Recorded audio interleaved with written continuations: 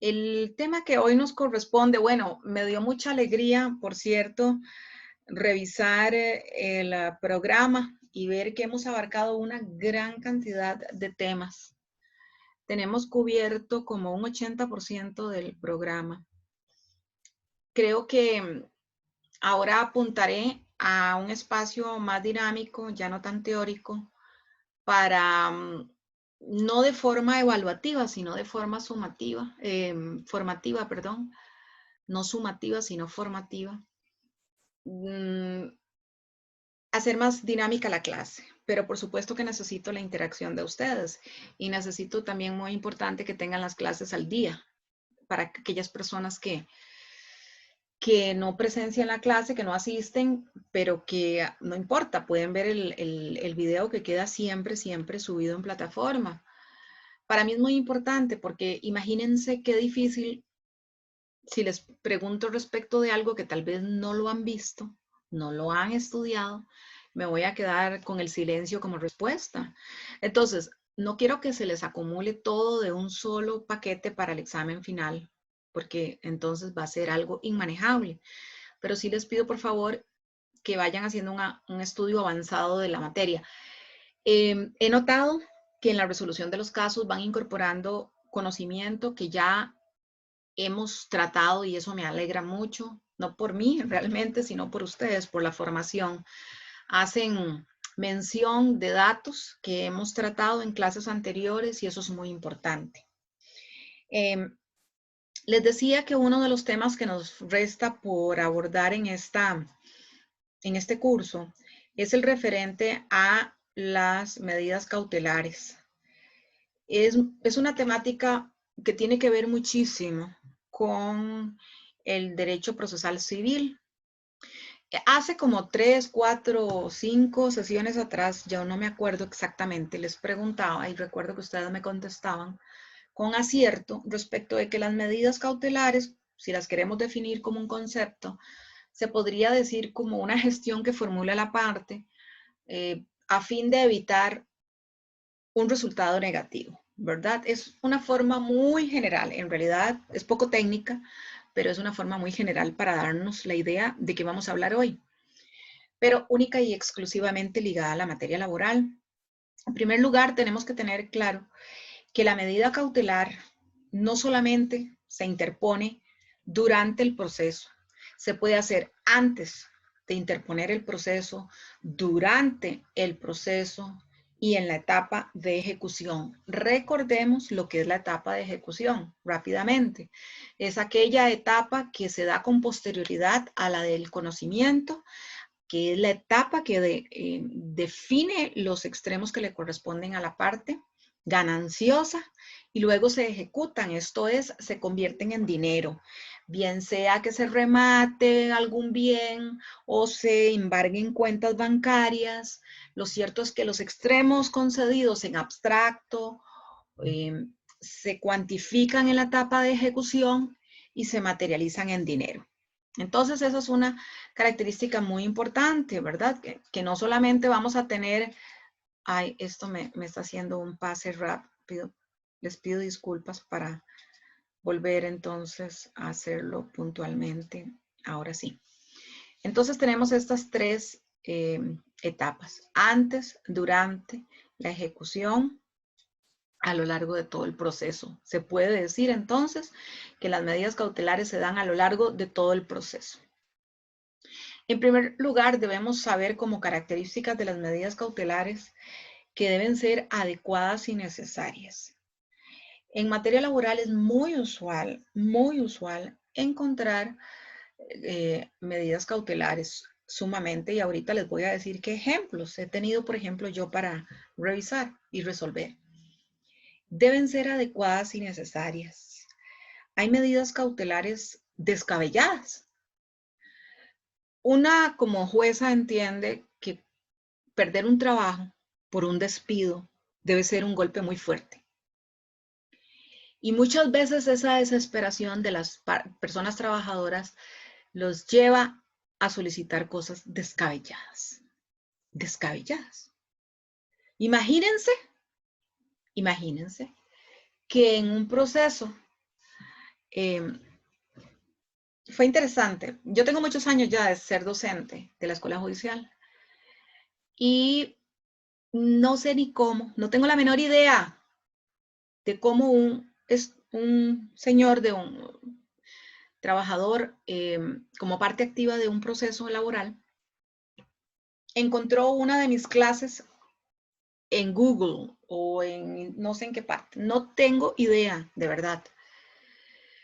Y planteó como medida cautelar que se me separara del conocimiento de ese proceso, porque en una de mis clases en la escuela judicial había dicho A, B, C aspectos de las medidas de los procesos laborales y que entonces eso le iba a perjudicar en su caso. O sea, de alguna manera me estaba como recusando.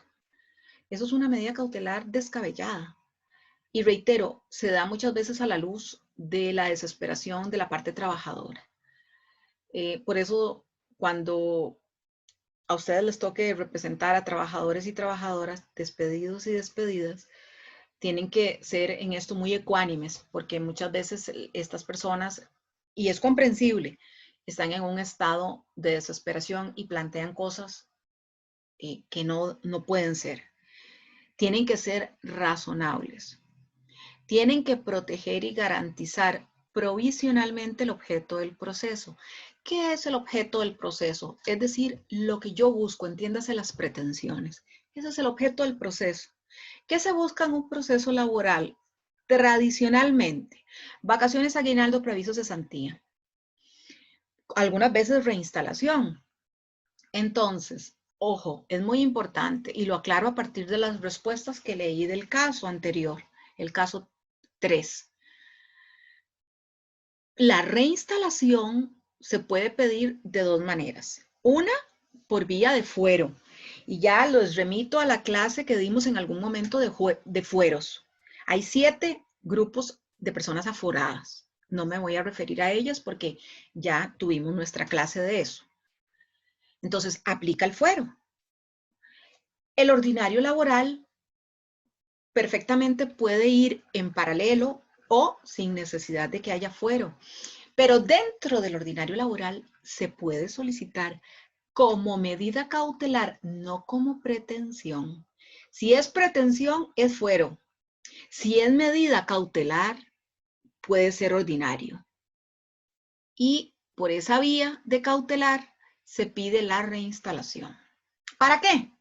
Para que mientras transcurren 3 años, digamos que le vaya muy bien y dure 3 años el proceso ordinario, aunque yo he visto ordinarios con mayor antigüedad, para que durante esos 3 años, mientras se dicta sentencia, la persona esté reinstalada. Suena muy bonito y no se imaginan con cuánta frecuencia lo piden. Les digo, el 99% de los asuntos de empleo público, asuntos en los cuales figura el Estado o sus instituciones como demandadas. Porque ¿qué es lo que buscan? Bueno, mientras llega la sentencia donde estoy pidiendo, bien sea la reinstalación o bien sea el pago de mis prestaciones, quiero estar reinstalada por A, B, C, Y con requisitos, que ya ahorita los vamos a ver. Entonces, resumiendo, se busca proteger y garantizar provisionalmente el objeto del proceso y la efectividad de la sentencia. Imagínense, y con este ejemplo queda muy claro, imagínense que tengamos un despido de un trabajador o trabajadora del sector público que muchas veces se somete a procesos de reestructuración. El sector público con mucha frecuencia se reestructura, se suprimen plazas, se crean otras nuevas, se combinan perfiles, etc. Bueno, se despide a una persona trabajadora por reorganización. Eso quiere decir que no cometió una falta y eso quiere decir que conserva el derecho de sus extremos laborales porque es un despido sin causa, es un despido injustificado. Es decir, hay pago de todo. Pero resulta que esa persona invoca que en vez de despedir a la persona más joven eran 3 personas en igualdad de puesto. pero resulta que ella es la de color oscuro, de raza negra, que es mujer y que además es sindicalista. Entonces ella dice que de esos tres puestos la seleccionaron a ella en ejecución de un despido discriminatorio. Entonces ella puede perfectamente plantear el fuero, pero digamos que no estamos en fuero, estamos en el ordinario. Entonces ella dice, solicito que me reinstalen en mi puesto y mientras se da la reinstalación y mientras se da esa reinstalación final, ocupo estar reinstalada provisionalmente. Porque, ¿cuál es el grandísimo perjuicio? Que si no me reinstalan, esta plaza va a ser suprimida. Entonces, de aquí a 3 años, cuando la sentencia salga a mi favor, ¿en cuál plaza me van a reinstalar si ya no existe? Entonces, vemos que se trata de una solicitud racional, prudente, proporcionada y busca hacer efectiva esa sentencia y no se pierde el objeto del proceso. De nada le serviría una sentencia a su favor si no la puede ejecutar. No hay puesto al cual reinstalar. Puede ser también cualquier otra medida que la parte en esto no hay límite, que se considere preparatoria o anticipada, es decir, antes de la interposición del proceso y necesaria para preservar el ejercicio de un derecho futuro. Aquí es muy usual el embargo preventivo, que ahorita lo vamos a ver, y es muy usual la declaración anticipada. Tengo a una persona que vino al país, es mi testigo estrella, y resulta que se va, ya tiene el tiquete comprado y todavía no me han fijado la audiencia de este proceso. Ocupo, señor juez, ocupo, señora jueza, que me lo reciba el testimonio de esta persona, porque vive en Estados Unidos, vive en Suiza y no tiene planeado regresar. Entonces, eso es una situación. Otra de ellas es cuando tenemos a una persona gravemente enferma, con un prospecto de vida muy corto. Hay personas, lo que llamamos popularmente, desahuciadas médicamente. Se presenta la justificación y se le anticipa la declaración de solo ese testigo, porque tiene que haber una causa justa por la cual yo estoy pidiendo con urgencia que ese testigo que me es indispensable para acreditar mi derecho, me lo reciban antes de que se inicie el proceso o antes de que se llegue a la etapa de práctica de prueba, que me lo reciban ya, porque tiene 2 meses de prospecto de vida y conforme pasan los días su salud empeora. ¿Ve? Tiene que tener una justificación, no es algo caprichoso, antojadizo. Y ni les digo, o sea, aquí la imaginación no tiene límite. No les puedo decir, mire, no. Cada caso se analiza de forma individual, cada caso es muy sui generis, aunque podríamos decir que con mucha frecuencia se pide la reinstalación. Eso sí se los puedo decir con toda seguridad. ¿Por qué? Porque hay muchos despidos en el sector público. Eso lo puedo decir fácilmente. Pero las que se presentan en el día a día no podría decirles porque la imaginación es inmensa. Ahora, el órgano jurisdiccional puede disponer cualquier otra medida. Vean qué interesante. Quiere decir que yo le solicito al juez o a la jueza X y el juez o la jueza me puede dar Y, Z, F, G. Es decir, aquí no aplica la limitación que se da con el ultra o el extra petita. Recuerdan que son vicios procesales de la sentencia. Aquí no aplica. Vean qué interesante característica. El órgano jurisdiccional, yo le pido que me dé, bueno, tengo un caso muy concreto. Yo resolví una solicitud de unos señores sumamente avanzados de edad que eran trabajadores del sector público, concretamente de la banda de conciertos de San José.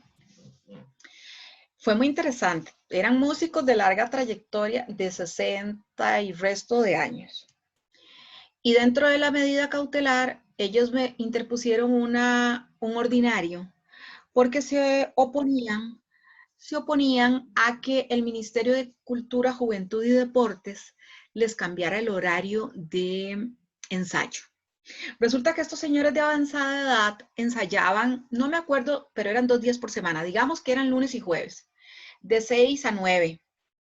Y de un momento a otro, un ministro de Cultura, Juventud y Deportes decidió cambiarles el horario y puso que los ensayos serían de 7 de la mañana a 10 de la mañana, una cosa así.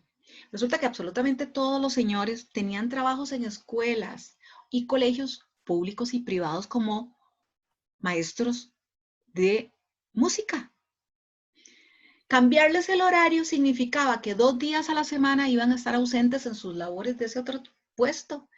Y ustedes saben que de acuerdo con el 81 del Código de Trabajo, 2 ausencias injustificadas consecutivas da lugar al despido.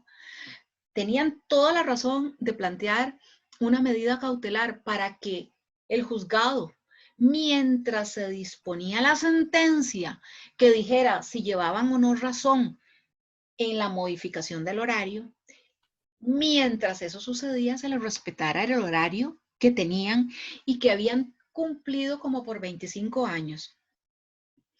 Entonces, realmente estaban demostrando un perjuicio en la demora, es decir, no se podían esperar hasta que hubiese una sentencia porque para entonces muchos habrían perdido su trabajo como maestro de música y no podían esperar. Entonces fue interesante porque la solicitud de ellos fue hacia el juzgado que se le ordenara mientras llegaba la sentencia que ellos tenían que ensayar los lunes y los jueves, como todos esos 25 años lo habían hecho, los lunes y los jueves, en el horario que tradicionalmente hacían. Yo no acogí esa solicitud, porque las instalaciones iban a estar abiertas para un grupo de señores en la mañana, y este grupo de señores, que eran como 5, querían que lo fuera en la tarde. Imagínense que hay un interés público, no podemos ceder el interés privado en contra del público. ¿Qué hice yo? Sin que me lo solicitaran, acogí la medida cautelar, pero no como me lo plantearon, sino que les también ensayaban los sábados. Entonces, le ordené al Ministerio de Cultura que los sábados tuviesen un ensayo más largo que sustituyera los que entre semana no podían asistir por atender sus otras labores mientras se llevaba a cabo el juicio, el proceso. Y ellos nunca me pidieron eso. Y fue una solución que yo consideré porque no hay límite ni de ultra ni de extra petita. Por supuesto que esto no se puede hacer en un ordinario, fallándolo en el fondo. Esto se hace en una resolución de una medida cautelar. ¿Cuáles son los límites? La racionalidad, la proporcionalidad y la prudencia. Vean que en el ejemplo que les estoy colocando, yo traté de ser prudente, traté de ser racional y sobre todo proporcional, porque no podía, por un grupo de 10 personas, alterar toda la estructura organizacional de un ministerio. Entonces, ustedes no se imaginan lo difícil que es resolver una medida cautelar. Hay las que son atípicas, las que son típicas no son difíciles, pero las atípicas, que son aquellas que el ordenamiento jurídico no dispone de forma taxativa, sino que la parte la solicita, invocando X o Y, y es ahí donde aplica la imaginación. Entonces, ustedes no se imaginan qué difícil, porque uno no quiere hacerle ningún perjuicio a ninguna de las partes involucradas, además de que puede conllevar responsabilidad civil. Se debe buscar hacer todo lo necesario para lograr el objetivo que busca la medida, pero sin extralimitaciones. Les decía al inicio que hay una combinación entre legislación procesal civil y la procesal laboral. En el Código Procesal Civil lo encontramos en el 241 y siguientes. Y nosotros nos remitimos en el 428 del Código de Trabajo, dispone la aplicación de la normativa procesal civil de forma supletoria, es decir, cuando no hay disposición expresa. Entonces tenemos medidas que pueden ser preparatorias en cuanto a los efectos de la sentencia, en cuanto a la forma de practicarlas, en cuanto a la forma de sustituirlas y en cuanto a la forma de levantarlas. Importante también tener en cuenta que si esa gestión de parte se pueden dar los dos tipos de medidas. Las típicas que reitero son el embargo preventivo, el arraigo y esas dos son esas las típicas. Bueno, es que la declaración anticipada podría ser otra, sí, pero por aplicación supletoria del CPC.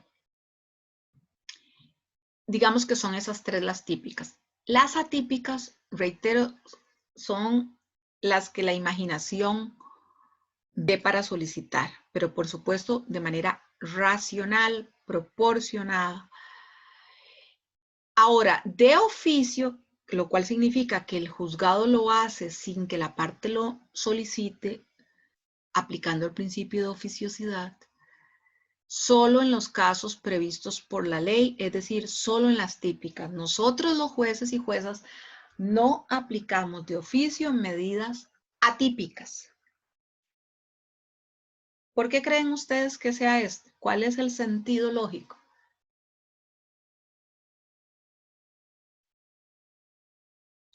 Porque un juez de la República o una jueza no puede declarar una medida de oficio atípica. Por un principio de legalidad.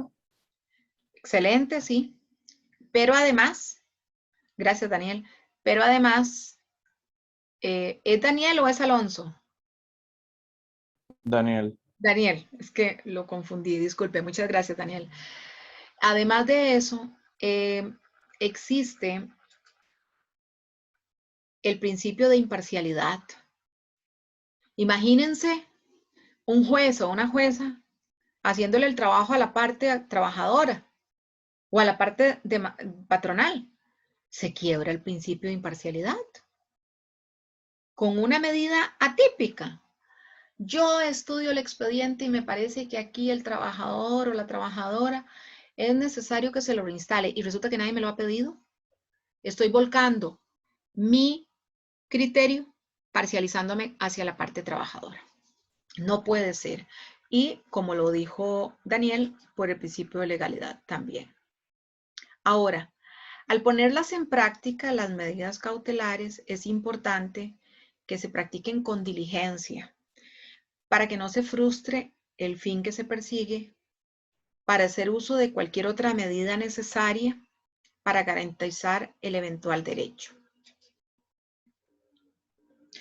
Aquí ya venimos a la parte más concreta. Esto, le soy sincera, siempre me gusta que sea tema de examen, porque es una temática muy importante, pero además que se debe dominar. Parece importantísimo. Y da lugar a mucho concepto. Entonces, me interesa montones que ustedes lo dominen. ¿Qué es el embargo preventivo? Bueno, ya en clases anteriores les había dicho que habíamos conversado que sucede, según aquí el título que tenemos, este embargo preventivo, sucede cuando el patrimonio del deudor, en este caso el demandado, corre peligro de desmejorar durante la tramitación del proceso. ¿Cuál es una posibilidad de que el patrimonio desmejore? Bueno, la típica posibilidad es que el patrono esté atravesando una crisis económica y esté a punto de irse a declarar en quiebra. Ese es un ejemplo. Entonces resulta que cuando ya el trabajador dentro de 3 años recupere esa sentencia, no va a tener bienes porque resulta que esa empresa está rumbo a la quiebra. Entonces eso es un requisito indispensable, que el patrimonio del deudor corra peligro de desmejorarse durante la tramitación y se vuelva insuficiente ese patrimonio para hacerle frente a los eventuales derechos de la persona trabajadora. ¿Qué se debe demostrar? Bueno, prima facie o de entrada, ¿verdad? La prestación personal del servicio y la veracidad del hecho en que el pedimento se apoya. Recuerden que se puede hacer antes de interponer el proceso o junto con la interposición del proceso. Entonces, la persona debe indicar, acreditar una relación de trabajo, primero que nada, es decir, la prestación personal del servicio, bajo los rangos del artículo 18 del Código de Trabajo, que observé en el caso que resolvieron, caso número 3, que lo manejan muy bien, las 3 características que distinguen una relación de trabajo. Y por supuesto la veracidad del hecho, es decir, ¿por qué yo quiero que se le embargue el patrimonio a ese demandado? No es un querer irracional, es una solicitud fundamentada. Además, 2 testigos que me acrediten lo que yo estoy diciéndole al juez o la jueza.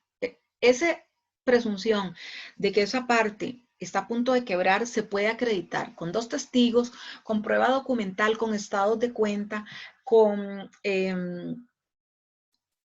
anuncios en donde en la publicidad se indique que estamos rematando porque nos vamos del país. Eso, la persona trabajadora presenta eso como prueba e indica que esa empresa, su situación económica no está muy bien. Eso es un indicio. Esas pruebas, si se solicita la testimonial, que es indispensable, se van a evacuar o practicar de forma sumaria, muy rápida. Vean qué interesante. Aún en ausencia de la parte contra quien se solicita. Vean qué peligroso. En materia civil se tiene que dar garantía, hacer un depósito de garantía. En materia laboral no. Entonces es muy riesgoso, y ustedes no saben la frecuencia con la que sucede, y perdónenme la expresión, que los trabajadores se sacan el clavo de haber sido despedidos solicitando embargos preventivos. Entonces resulta que los que estamos adentro de los tribunales nos tenemos que dar cuenta si hay una mala intención por ahí. Porque si a mí los testigos que me ofrecen me dicen, no, licenciada, resulta que yo nunca he visto que la empresa esté con crisis, están despidiendo trabajadores para nada, están liquidando el patrimonio, no para nada. Han anunciado que se van del país, no señora. Entonces empieza a concluirse que la solicitud de esa persona trabajadora no tiene un fundamento real. Que si es que se le metió en la cabeza la sospecha de que va a quebrar, eso no se puede acreditar. Tiene que acreditarlo con 2 testigos y con cualquier otro elemento probatorio que considere importante, dentro de lo cual, por supuesto, se encuentra la documental que les mencionaba. Entonces, es muy importante la prudencia, por eso lo coloqué en ese color diferente. La prudencia. Declarar un embargo es ni más ni menos que trabar el funcionamiento de una empresa. Entrabar totalmente la operación de las cuentas bancarias. El banco le va a decir, el cheque que giró se le rebota. No se le puede pagar a la persona que vino a cambiar este cheque porque su cuenta está embargada. No se puede pagar los productos que adquiere con X o Y proveedor porque su cuenta está embarcada. Tiene unas consecuencias tremendas. Entonces, por eso hay que tener mucha prudencia. Tiene que ser un embargo proporcionado económicamente hablando. Eso es otra cosa. Llegan pidiendo millones de millones y tal vez resulta que trabajaron un año y piden un embargo de 50 millones y uno pregunta, ¿de dónde inventaron ese monto? Entonces lo que se hace es un cálculo prudencial de las pretensiones. Uno dice, bueno, si le tocara preaviso le tocaría tanto, si le tocara la cesantía le tocaría tanto, vacaciones tanto, supuestamente. Bueno, eso arroja unos 2,5 millones. Vamos a declarar el embargo por unos 2,5 millones. No los 7 millones que pidió la persona trabajadora. En eso no hay problema. El juez y la jueza no tienen restricción. Por eso coloqué esa frase que voy a leer. No utilizarlo de forma innecesaria ni abusiva. Porque entonces puede ser que se vuelque en contra y se tome como un acto de mala fe. Y los testimonios que se lleven para esa actuación solo tienen eficacia para esa solicitud. Entonces, ni la parte abogada, ni el juez, ni nadie le va a preguntar del fondo. Y si ustedes son abogados y abogadas en ese momento, y si están ahí presentes, se oponen a la pregunta, que eso es interesantísimo. El rol del litigante a mí me encanta, a pesar de que soy jueza, pero después de muchos años les observo cuando se oponen a las preguntas y a las repreguntas, por eso quiero que vean un juicio laboral. Es muy interesante, porque ponen todo su empeño en sustentar su oposición y de convencer al juez o a la jueza del por qué llevan la razón, del por qué esa pregunta hay que descalificarla. Bueno, yo no sé, yo asumo que ustedes esto, por lo menos yo lo vi en ejercicios jurídicos y también tuve la oportunidad en procesal civil. Yo espero la hayan tenido. Pero si no, de igual manera, el ejercicio que tenemos en este curso busca un ensayo de esa competencia que ustedes como litigantes van a tener que hacer. Entonces es muy importante tener claro los límites para la persona que realiza el rol de jueza, para no permitirlos, y para la persona que realiza el rol de litigante, para oponerse. Antes de la demanda, bueno, el embargo preventivo puede darse antes de la demanda, perfectamente. ¿Cuál es la característica? Igual, los dos testigos, la prueba que sustente el hecho, pero tiene una característica importantísima. A partir del momento en que se practica la prueba, hay 10 días para presentar la demanda. Si no presenta la demanda de oficio, es decir, sin que la parte lo solicite ni que nadie lo solicite, se revoca, primero que nada, se revoca el embargo declarado. Se condena al pago de daños y perjuicios, que ya la normativa dice que es un 10% de lo embargado, del monto del embargo. Y se ejecutan y se cobran en el mismo proceso. Entonces, cuando se va a solicitar un embargo preventivo, antes de instaurar la demanda, hay que estar muy seguros y seguras de que dentro de esos 10 días yo voy a tener la prueba, todo armado para poderlo presentar, porque si no, entonces las consecuencias dinerarias son altas. Imagínense, un 10% de un embargo de 2,5 millones, estamos hablando de un monto significativo que sobre la nada, sin mayor costo, la parte pierde y tiene que pagarlo. Si no, se lo decreta embargo, pero no preventivo, sino ejecutorio. Recuerden esa diferencia. El preventivo como medida cautelar típica, porque está tipificada, es antes de la sentencia y puede ser antes de la demanda. Pero el embargo que se ejecuta cuando ya tengo la demanda declarada con lugar vía sentencia, no es embargo preventivo, es embargo ejecutorio. Diferente. Y es ejecutorio porque estoy ejecutando los extremos que me dieron en una sentencia. Entonces ya no voy a hacer cálculos imaginarios de que si le hubiera tocado esto. No, ahora yo me voy a la sentencia y digo, se le otorgó tanto por preaviso, tanto por... Ya, de forma certera, tanto por cesantía, tanto por vacaciones, suma 2,5 millones. Se embarga de forma ejecutoria 2,5 millones, no de forma preventiva, porque ya el derecho está declarado. Arraigo, vean, esta es interesante, esta medida cautelar típica, porque la ley lo tipifica. Muy importante que nunca, por favor, me puedo morir de la pena, nunca digan que es un impedimento de salida del país. Jamás. ¿Qué es el arraigo? El arraigo es una prevención que el juez de trabajo o la jueza de trabajo le realiza al demandado, físico o jurídico, para que tenga un nombramiento de un representante legítimo si es que no va a estar en el país, para que pueda afrontar ese proceso y pueda representar a esa parte en ese juicio. Yo no le estoy diciendo no salga al país, le estoy diciendo, si quiere sale, si tiene la necesidad salga, pero deje un representante. que le represente suficientemente en este juicio. Entiéndase, otorgue un poder. Puede ser especial judicial, que es para el caso concreto, o puede ser generalísimo sin límite de suma, o puede ser general, pero que le represente, que pueda tener esa característica de representarle. El arraigo es muy rápido, se tramita muy rápido. Básicamente, bueno, no hay garantía y no es mucho lo que se pide de prueba, porque simplemente se hace esta prevención. El juez le previene que en 3 días siguientes a la notificación nombre a esa persona representante. Porque tiene noticia, usualmente la parte trabajadora se encarga de conseguir la copia del boleto de avión, no sé cómo.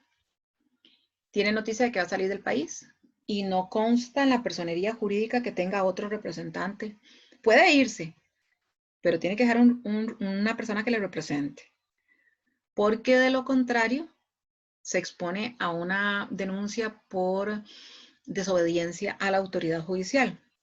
Y si lo hace, si la parte trabajadora lo solicita previo a la instauración del proceso y no instaura el proceso en esos 3 días, de igual manera, se levanta la solicitud de que el demandado deje un representante y se le condena al pago de los daños y perjuicios que se calculan exactamente igual que si se tratara de un embargo preventivo, es decir, el 10% de la cuantía en este caso.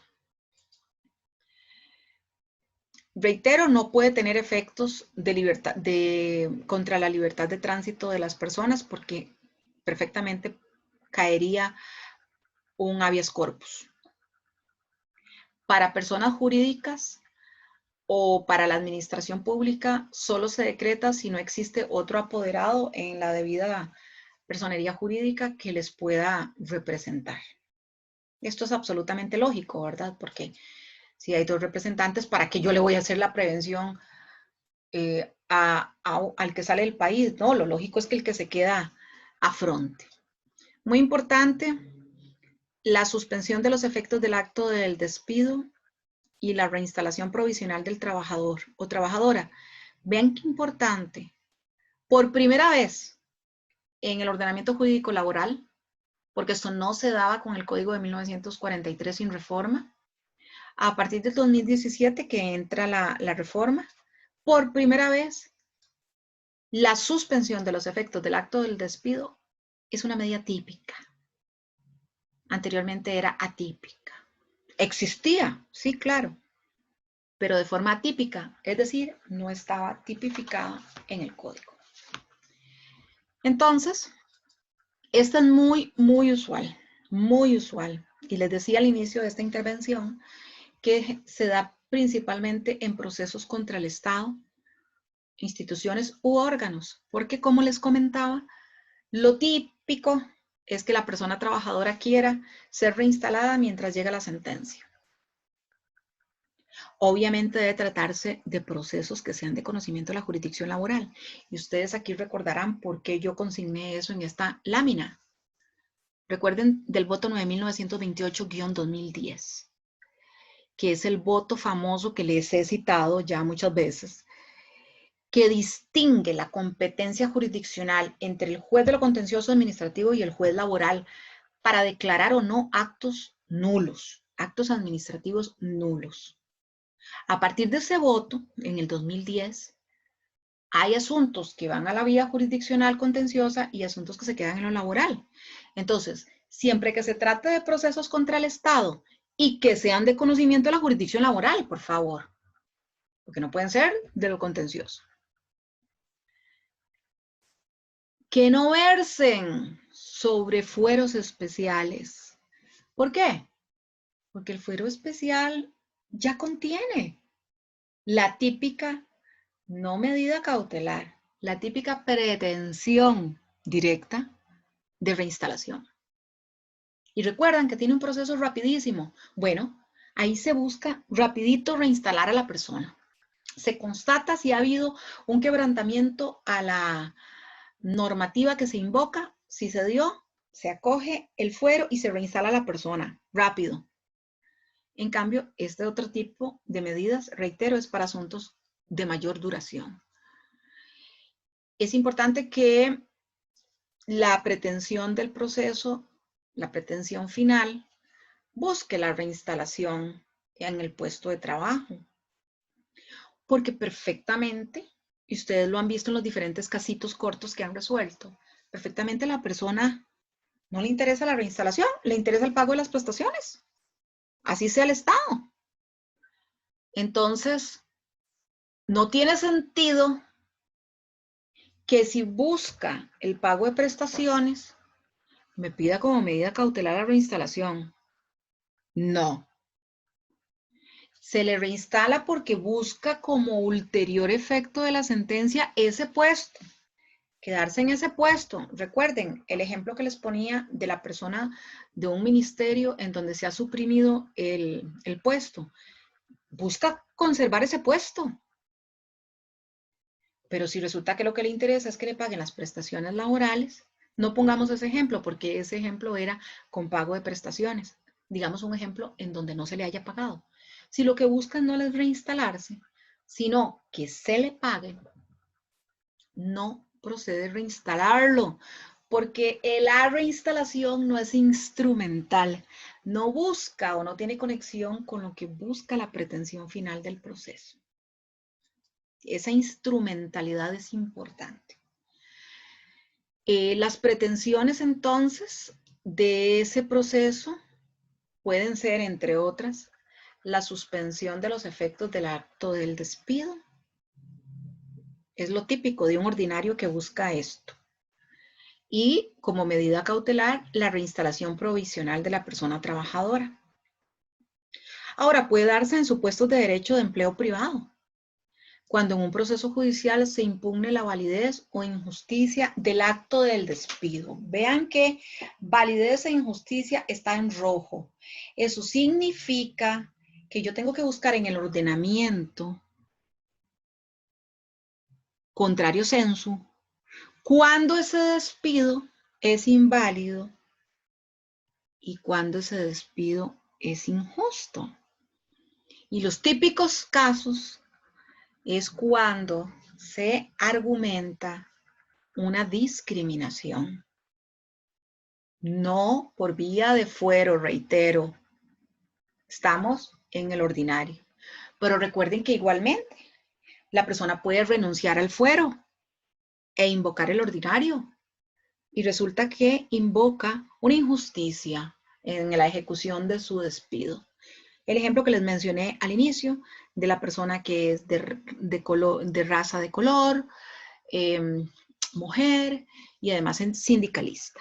Podríamos decir, tiene 3 factores de vulnerabilidad que la hacen eventualmente estar aforada y entonces no renuncia al foro, no le interesa la reinstalación, pero le interesa la medida cautelar dentro de ese ordinario. Puede ser también, ahorita que me acuerdo, como medida cautelar que no se dé el despido, que se mantenga la relación de trabajo, pero que se le haya hecho un cobro ilegal en su salario y haya agotado la vía administrativa. Recordemos que la vía administrativa es aquella instancia que tiene la persona trabajadora del sector público, del Estado y sus instituciones, para agotar, discutir y solventar los problemas con ese Estado, con ese patrono, con el jerarca de esa institución. Pero si en esa instancia administrativa no se le resuelve el problema, pasa a la instancia jurisdiccional. Por eso les decía en la clase anterior que cuando ya hablamos de demanda, ya no hablamos de vía administrativa, hablamos de vía jurisdiccional, tribunales de justicia. Entonces, perfectamente puede ser que esa persona, y se los digo porque me ha pasado, he tenido que resolver asuntos así, en donde en un ministerio le habían hecho en su momento un cálculo inadecuado, no recuerdo por qué rubro. Lo cierto es que la factura por varios años, en algún momento se da cuenta gestión humana de que a X personas se le venía pagando un extremo en demasía. Y claro, inmediatamente la administración activa la forma de recuperar ese dinero y la persona trabajadora empieza a pelear, impone revocatorias, todos los recursos ordinarios administrativos y agotó la instancia porque la administración se sentó y mantuvo su criterio de que había que rebajarle los tantos, era un montón de dinero. Y que se lo iba a rebajar en cuotas de no sé cuánto y eso le afectaba significativamente. Bueno, lo cierto es que se va a la vía jurisdiccional. No fue despedido, no pretende la reinstalación. ¿Qué pretendía? Como medida cautelar, que el juzgado ordenara la suspensión del cobro de esa factura para que no le rebajaran el salario. Mientras se decidía en sentencia si procedía o no el rebajo de ese rubro. La parte trabajadora decía que no se le debía rebajar porque creo que era que sí tenía una especialización, un posgrado, algo así, y la administración decía que no había sido presentado, en fin. Bueno, eso es un tema de fondo, eso es un tema que se resuelve en sentencia, pero mientras tanto, por favor, como medida cautelar, señora jueza, que no me afecten el salario. Ordene la suspensión de esa factura de gobierno, que esa factura no se me aplique en mi salario. Y en efecto, se ordena la suspensión, porque ¿qué pasa? Si no se acoge esta medida, esa persona trabajadora, el monto que se le rebajaba hacía que el salario le quedara significativamente poco. Era muy significativo el monto. Entonces recuerdo que ese es un ejemplo. Y no hay un despido. ¿Cuándo procede? Cuando la ejecución o permanencia de esa conducta administrativa que está sometida al proceso puede ser fuente de daños y perjuicios, como en este caso que les comento. Daños y perjuicios actuales, potenciales o de difícil o imposible reparación. Va a ser de imposible reparación reinstalar a una trabajadora en un puesto que ya no existe. Va a ser de difícil reparación pedirle a la administración que no le cobre una factura a una persona trabajadora cuando ya durante 3 años que ha durado el proceso laboral le ha rebajado un montón de dinero y ha menguado su capacidad adquisitiva y posiblemente ha pasado hasta limitaciones económicas. No digo que vaya a ser imposible de reparar porque le dan su platita y hasta con intereses e indexación, pero va a ser difícil.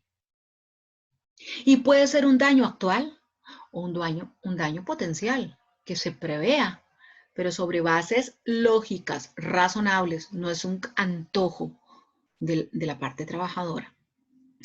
El órgano que tiene que ponderar o valorar la seriedad de la petición, por favor, reitero, lo descabellado de la solicitud que les comentaba al inicio de la clase que tuve la oportunidad de ver, ¿verdad? Cosas descabelladas, no. Los intereses a tutelar. ¿Cuáles son los intereses a tutelar? Aquí se hace una ponderación entre el interés particular de esa persona trabajadora y el interés público o el interés de la empresa, porque puede ser que no se trate de un funcionario público, sino de un trabajador. Recuerden, el término trabajador es exclusivo para el sector privado. El término funcionario es exclusivo, o funcionaria, es exclusivo para el sector público cuando la persona realiza la gestión pública que está llamada al órgano, porque si no realiza gestión pública, es servidor público, no funcionario público. Me explico. La Caja Costarricense del Seguro Social tiene como gestión pública brindar asistencia médica. Así, grosso modo. ¿Cuáles son sus funcionarios típicos? Los médicos, las enfermeras y todas las especialidades médicas. Porque cumplen el objetivo para el cual fue creada esa institución. Es un funcionario público.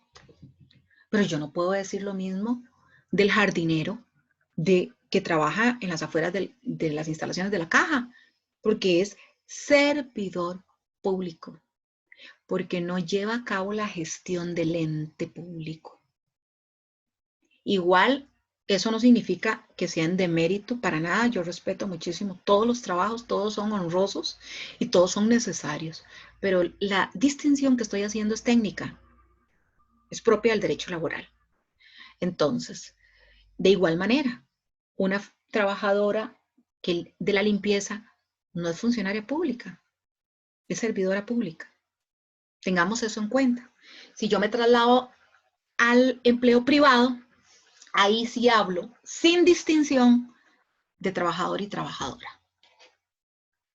Ok, entonces, esos intereses a tutelar, si estamos en el ámbito público, tenemos que ver si el servidor o el funcionario, teniendo un interés privado, afecta el interés público del ente para el cual trabaja. Hay que hacer una ponderación. Vea los ejemplos que les he puesto.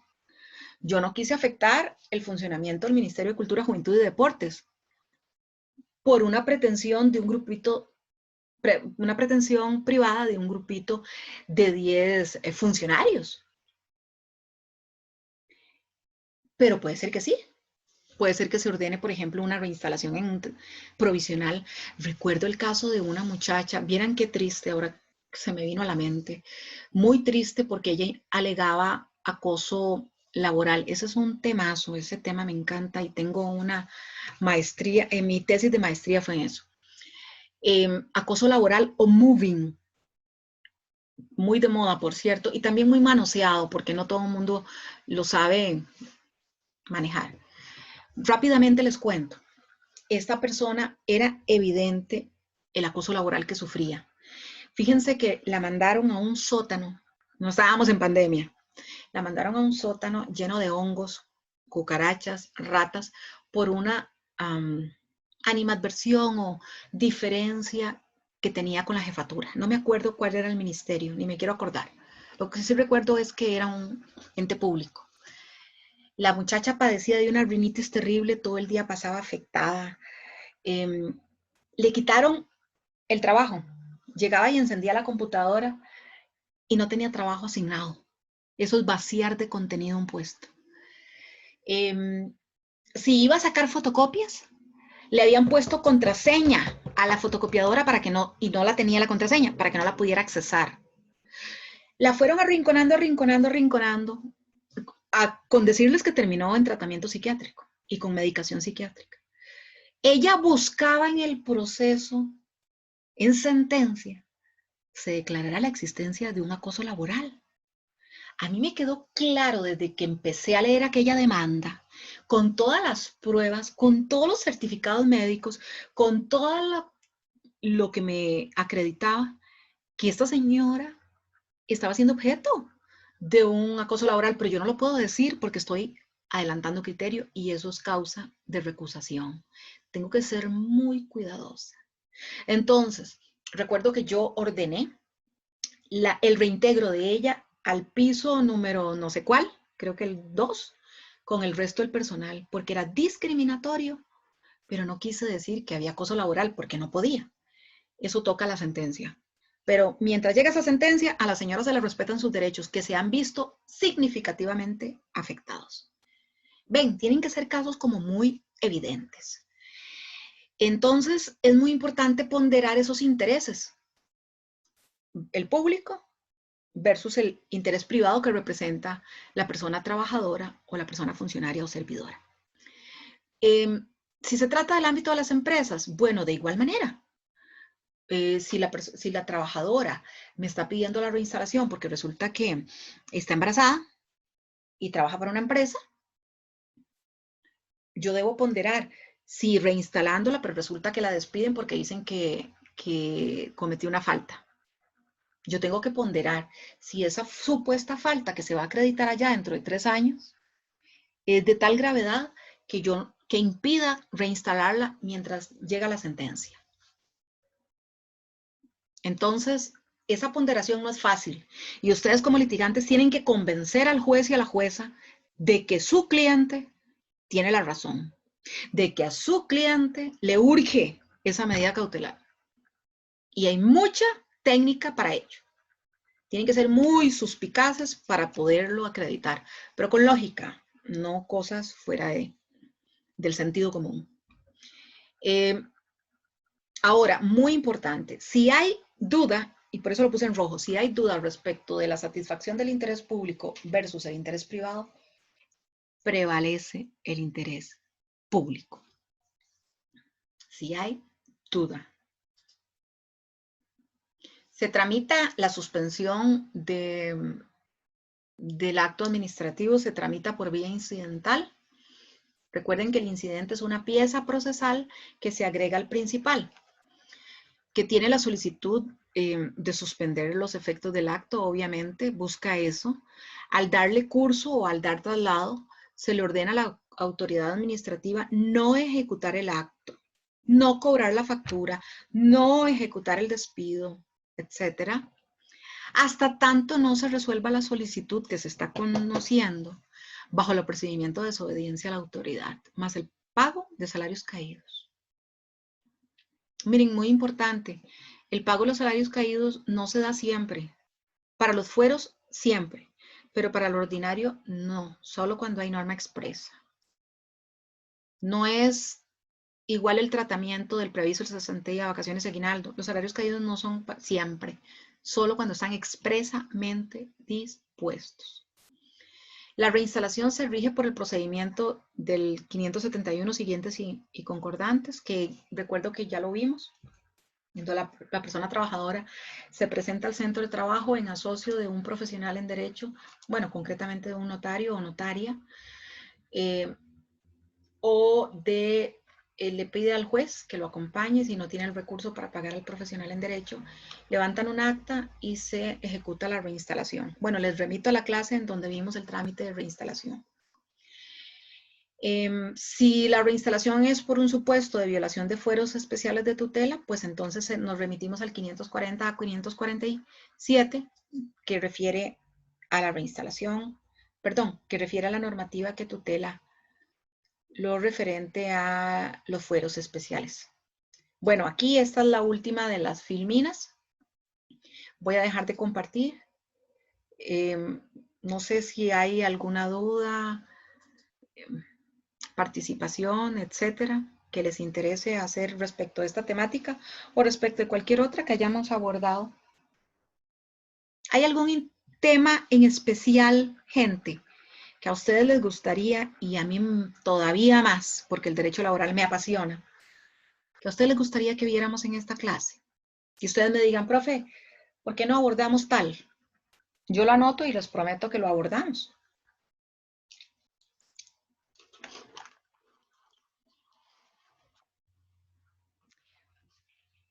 O comentarios, o dudas, sugerencias. Si no, pues llegamos hasta acá. Qué rápido, qué hora es. Las 7:08. ¿Qué tal, profe? Hola, Alonso. Hola, yo le iba a solicitar a ver cómo se puede contactar uno con los compañeros, porque es que ellos no están ni en Face ni en los grupos que hay de, de derecho, de B8 y demás.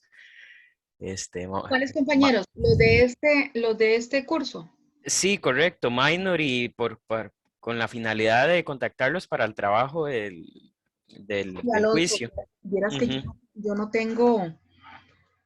tengo los números telefónicos de absolutamente nadie. Solo recuerdo que una muchacha el primer día de clases, Daniela, me lo proporcionó por si había la necesidad de comunicarse entre ustedes. Yo creí que en esa oportunidad ustedes habían abierto un grupo de WhatsApp. ¿No fue así? Al menos yo no estoy incluido, entonces no, ni he visto el link en ningún lugar. Ok. Entonces, Bueno, si usted me está preguntando concretamente por Minor, lo que tengo de él fue un correo del Poder Judicial en donde nos